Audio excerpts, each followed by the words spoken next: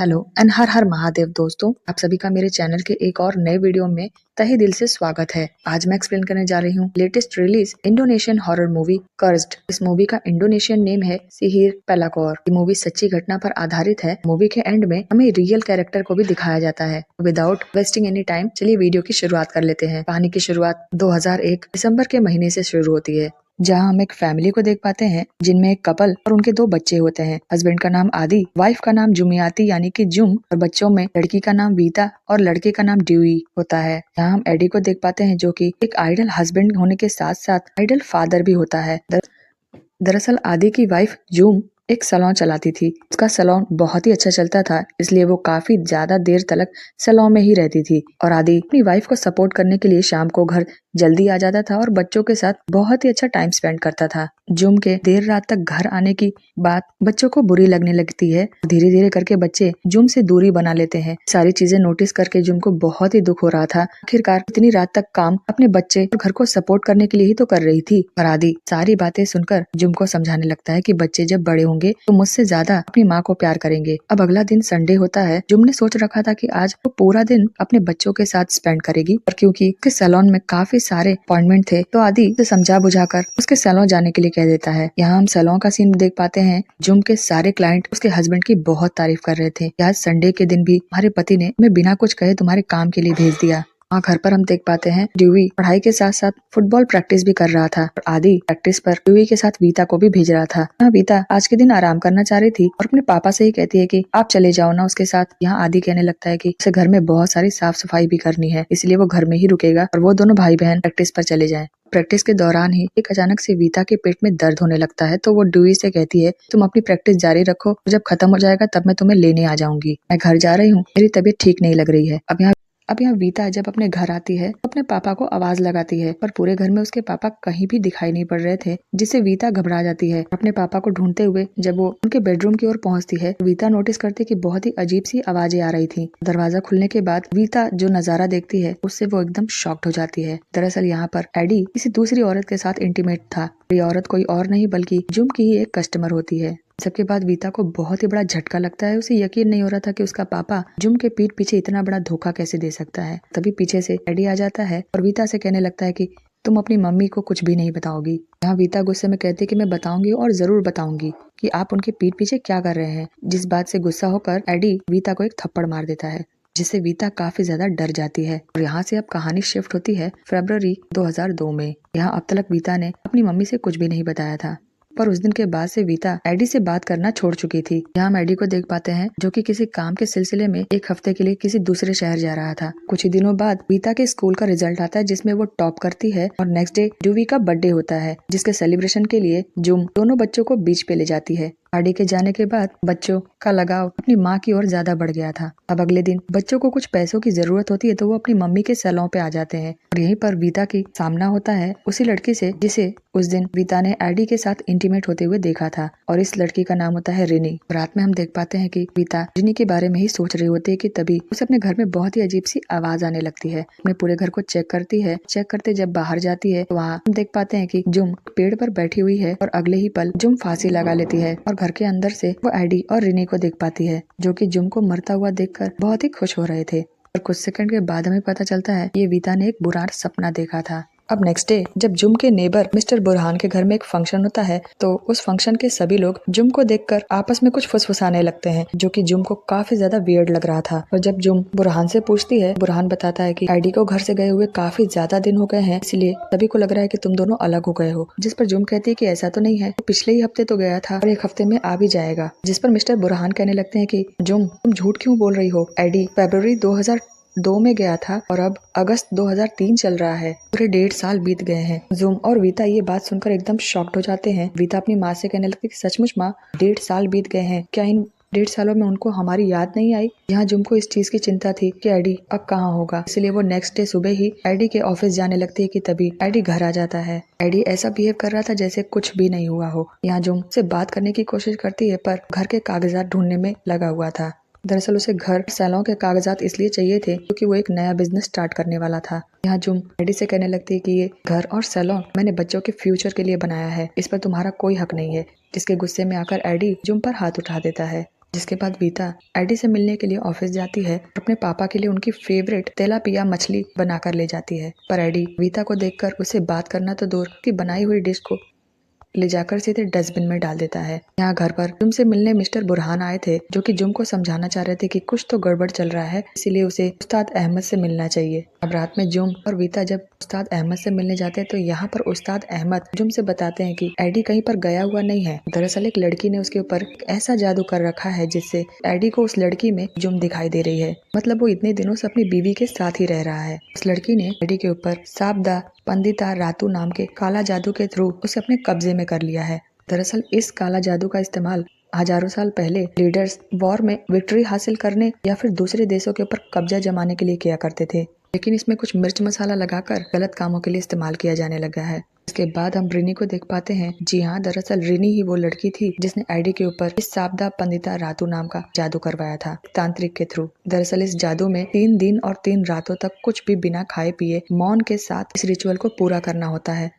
अब रिनी जब इस रिचुअल को परफॉर्म कर रही थी, उसी दौरान हम देख पाते हैं कि एक बहुत बड़ा काला सा अजगर रिनी को चारों तरफ से लपेट लेता है, पर फिर भी रिनी बिना डरे अपने रिचुअल को पूरा करती है। 3 दिन बाद वो शेमन बताती है कि उसका रिचुअल पूरा हुआ और अब से एडी उसका होकर रहेगा। इसी काले जादू की वजह से ही एडी को अपने परिवार एक अजनबी लगने लग गया था। नाजुम उस्ताद अहमद से पूछ रही थी कि इन सबको कभी ठीक नहीं किया जा सकता, जिस पर उस्ताद अहमद बताते हैं कि ऊपर वाले पर भरोसा रखिए और हमेशा नमाज और दुआ पढ़ा करिए। अगले दिन से ही हम नोटिस कर पाते हैं कि जुम का सैलून जो कि कस्टमर से भरा हुआ रहता था, वो अब एकदम खाली हो चुका है। जुम को पहले से बहुत ज्यादा गर्मी लगने लगी है और उसके नाक से खून भी आ रहा है। जुम जब पानी पीने जाती है तो उसको अपनी ग्लास में काला बिच्छू नजर आता है। डर के मारे वो ग्लास छोड़ देती है पर यहाँ पर कोई भी बिच्छू नहीं था। जुम के स्टाफ की लड़कियां जुम से पूछने लगती है कि वो ठीक तो है ना। पहले से वो बहुत ज्यादा बीमार रहने लगी है। कई रातों से कुछ हो रही अजीब घटनाओं के बारे में भी बताती है। दरअसल बहुत दिनों से जुम के सैलून के बाहर हर रोज कोई लाल मिट्टी फेंक जाता है।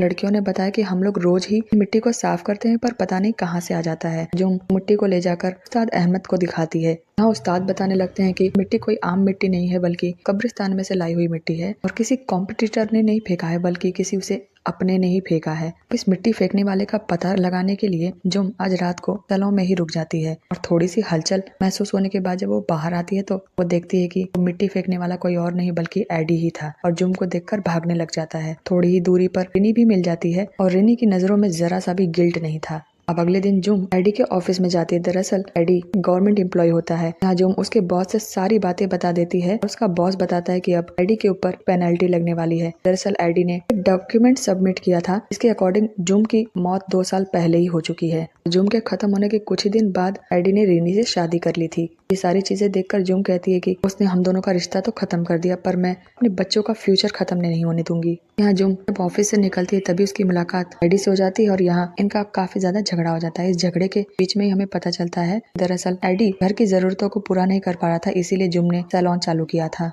दूसरी तरफ हम रिनी को देख पाते हैं जिसका सैलून कस्टमर से लबालब भरा हुआ होता है। उसी रात एडी और रिनी शेमन की हेल्प से ब्लैक मैजिक क्वीन कांजेंग रातू से एक मीटिंग रखते हैं। ये दोनों कांजेंग रातू से बहुत सारा पैसा और एडी के लिए हाईएस्ट प्रमोशन वाली जॉब मांगते हैं। कांजेंग रातू भी डील को फाइनल करने के लिए अपना डिमांड बताती है कि उसे किसी खास चीज की बलि देनी होगी और एडी इसके लिए खुशी खुशी मान जाता है। जिसके नेक्स्ट डे ही हम देख पाते हैं कि एडी अपने घर पर जाकर जुम की बाल, अपनी बेटी वीता के हेयर क्लिप्स और ड्यूई के फुटबॉल टी शर्ट ले आता है। एडी ये सारी चीजें ले तो आया था लेकिन अभी उसके मन में बहुत ही डर था। यहाँ रिनी उसे समझाती है कि वो बिल्कुल सही कर रहा है, सभी को अपनी जिंदगी खुल के जीने का पूरा हक है। वहाँ जुम के घर में हम देख पाते हैं कि ब्लैक मैजिक शुरू हो चुका है। मतलब जुम को एक रेंगती हुई चुड़ैल दिखती है।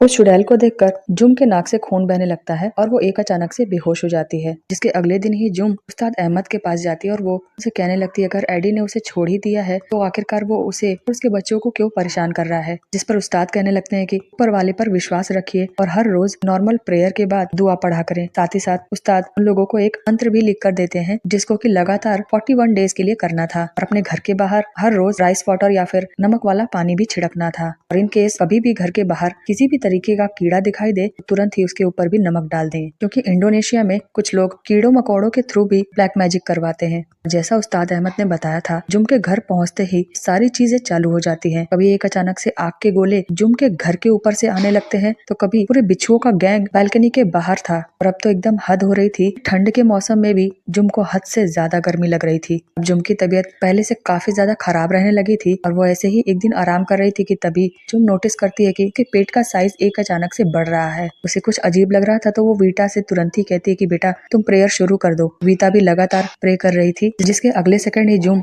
जब बाथरूम में जाती है तो उसके पेट से पूरा कीड़े का जिसके अगले सेकंड ही जुम जब वॉशरूम जाती है तो उसके पेट से बहुत सारे कीड़े निकलते हैं और उसके मुंह से बालों का गुच्छा निकल रहा था। मतलब रिनी ने अपने ब्लैक मैजिक के थ्रू एडी के परिवार को पूरी तरीके से खत्म करने की कोशिश में लग चुकी थी। जुम की तबीयत काफी ज्यादा खराब रहने लगी थी और एक दिन जब जुम उठने की हालत में भी नहीं थी, तभी उस्ताद अहमद उसके घर पर आते हैं और उसे दूसरे कमरे में शिफ्ट करवाकर उसके घर की कुछ इंक्वायरी करने लगते हैं। और इन्वेस्टिगेशन के बाद पता चलता है, और इसी इन्वेस्टिगेशन के दौरान उस्ताद अहमद को जुम के पिलो के नीचे ब्लैक मैजिक के बहुत सारी चीजें मिलती हैं, जैसे एक गुच्छे का किल और एक वुडू डॉल। वुडू डॉल रखने का मकसद यह था कि जिम कुछ ही दिनों में मर जाएगी। और सही समय पर उस्ताद अहमद सारे रिचुअल्स को हटा देते हैं और उस वुडू डॉल को जला देते हैं, जिससे जुम की जान बच जाती है। और जुम और वीता से कहते हैं कि उन लोगों को माफ कर दो और अपने अपनी जिंदगी में आगे बढ़ो। जिसके अगले दिन हम देख पाते हैं कि वीता के स्कूल की फीस टाइम से न भरी जाने पर वीता को स्कूल से निकाल दिया गया है और वहीं जुम का सैलून बहुत ही ज्यादा कर्जे में जाने के कारण बंद करना पड़ा।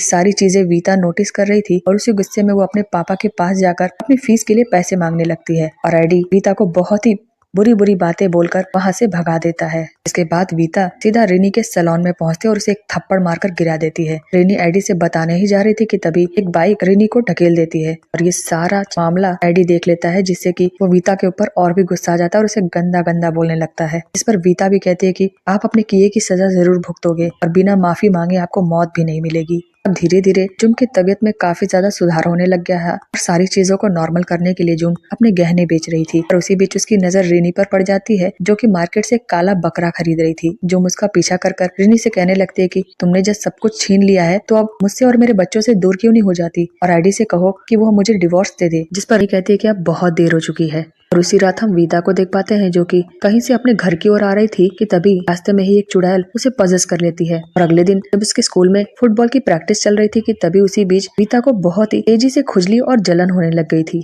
वीता की न्यूज सुनकर तुरंत ही उस्ताद अहमद घर आ जाते हैं और जुम को टॉल्ट देते हैं। इसके पानी से नहाने से ही वीता की जलन शांत हो जाती है। जुम के बाद वीता की तबीयत काफी ज्यादा खराब रहने लगी थी, जिसके लिए उस्ताद अहमद अपनी पूरी टीम के साथ जुम के घर पर प्रेयर करने के लिए आ गए थे कि तभी हम देख पाते हैं कि वीता एक अचानक से पजेस्ड हो चुकी थी और वो सपने में खुद को देख पाती है, जहाँ पर एक चुड़ैल उसे अपने पास बुला रही थी। मतलब अब वीता भूतों की दुनिया में जा चुकी थी और वो जैसे ही चुड़ैल के पास चली जाएगी वो यहाँ असल जिंदगी में मारी जाएगी। अब यहाँ रियलिटी में हम देख पाते हैं कि वीता पजेस्ड हो चुकी है और उसके मुंह से खून गिरने लगता है, उसकी बॉडी उल्टी हो जाती है और सबको डराने लग जाती है। अहमद वीता को कंट्रोल करने की कोशिश कर रहे थे कि तभी वीता उल्टा अहमद पे ही अटैक कर देती है। इसके बाद हम देख पाते हैं कि उस भूत ने वीता को पकड़ लिया था और अब वीता की सांसें रुक गई थी, पर तभी जुम वीता को बुलाने लग जाती है और वीता को होश आ जाता है। मतलब वो अब शैतान के चंगुल से बाहर आ चुकी थी और अब सब कुछ ठीक हो रहा था। कुछ दिनों के बाद हम देख पाते हैं कि जुम, वीता और ड्यूई नॉर्मल लाइफ जीने लग जाते हैं, पर अब क्योंकि हम सभी ये बात जानते हैं कि बुरे कर्मों का नतीजा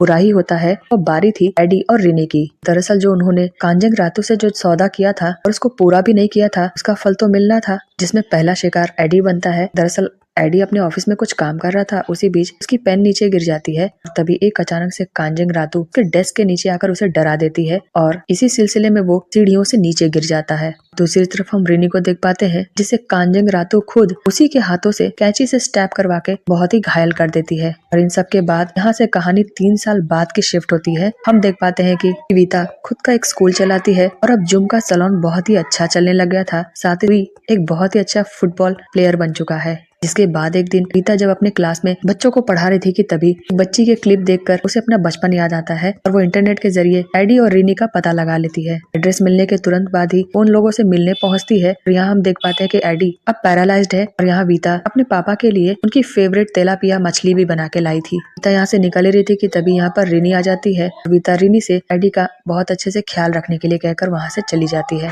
जिसके बाद हमें वो लोग दिखाए जाते हैं जिनकी ये रियल स्टोरी है। यहाँ ओरिजिनल वीता रीता अपने मन से एडी और रिनी के लिए पूरी नफरत निकाल चुकी थी। वो बताती है कि जो भी फिल्म में सीन दिखाए गए वो सब कुछ सच है। जिसके बाद एक दिन रिनी रीता को कॉल करके बताती है कि अगर उसने अपने पापा को माफ नहीं किया तो वो ऐसे ही तड़पता रह जाएगा। दरअसल रीता ने ही अपने पापा को श्राप दिया था, वो जब तक अपने गुनाहों के लिए अपने परिवार से माफी नहीं मांगेगा वो तब तक मौत भी नहीं मिलेगी। रीता के माफ करने के बाद 12 फरवरी 2025 को एडी की मौत हो गई। एडी के जाने के बाद रिनी एकदम अकेली पड़ गई थी, अपने कर्मों का फल भुगत रही थी। तो बस यहीं तक ये मूवी थी। तो चलिए दोस्तों, tata bye bye and thanks for watching. मैं मिलूंगी आप सभी से एक और ऐसी ही बेहतरीन मूवी की स्टोरी लेकर। तब तक के लिए टाटा बाय बाय, हर हर महादेव।